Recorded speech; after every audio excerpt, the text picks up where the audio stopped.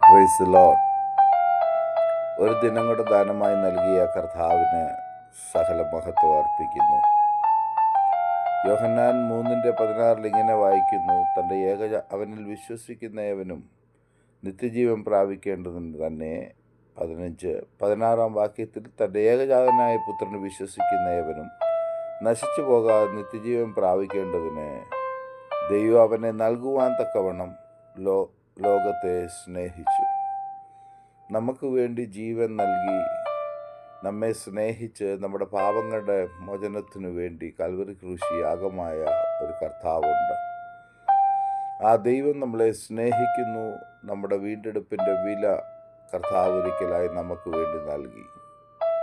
നാം ആരും നശിച്ചു പോകാതെ നിത്യജീവൻ്റെ അവകാശികളായി നിത്യയോളം കർത്താവിനോട് കൂടെ വസിക്കേണ്ടതിന് ദൈവം നമ്മളെ തിരഞ്ഞെടുത്ത് ആക്കി വച്ചിരിക്കുന്നത്.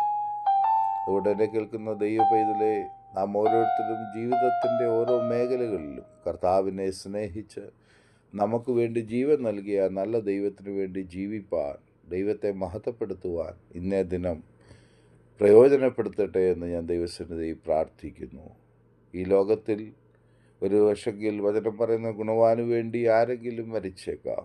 എന്നാൽ നാം പാപികളായിരിക്കുമ്പോൾ തന്നെ നമ്മുടെ പാവങ്ങളെ പ്രേരി കാൽവരി ക്രൂശി യാഗമായ ഒരു ഒറ്റ കർത്താവേ ഉള്ളൂ, നമ്മുടെ നസനായ യേശു മാത്രം. ഇന്നും കർത്താവ് നമ്മെ സ്നേഹിക്കുന്നു. നമുക്ക് വേണ്ടി ഇന്നും പിതാവിൻ്റെ വലത്തുഭാഗത്ത് നിന്ന് പക്ഷപാതം ചെയ്യുന്നു. ആ കർത്താവ് നമുക്ക് വേണ്ടി താമസമേന തനിക്കായി കാത്തിരിക്കുന്ന വിശുദ്ധന്മാരെ ചേർക്കാൻ കടന്നു വരും. ഈ ലോകത്തിൻ്റെ സ്നേഹം കല്ലറകൾ കൊണ്ട് തീർന്നു പോകുമ്പോൾ, നമ്മുടെ സാമ്പത്തികം കുറയുമ്പോൾ, നമ്മളിൽ നിന്ന് അകന്നു പോകുമ്പോൾ, കർത്താവ് നമ്മെ സ്നേഹിച്ചത് നാം ആരും നശിച്ചു പോകാതെ നിത്യജീവൻ്റെ അവകാശികളായി തന്നോടൊപ്പം വസിക്കേണ്ടതിന് വേണ്ടിയാണ്. ആകയാൽ ഈ നല്ല കർത്താവിനെ പിൻപറ്റി ദൈവഹിതപ്രകാരമുള്ളൊരു ജീവിതം നയിപ്പാൻ കുടുംബമായി, സഭയായി, വ്യക്തിപരമായി ഇന്ന് ദിനം ദൈവം നമ്മളെ സഹായിക്കട്ടെ എന്ന് പ്രാർത്ഥിക്കുന്നു. God bless you all.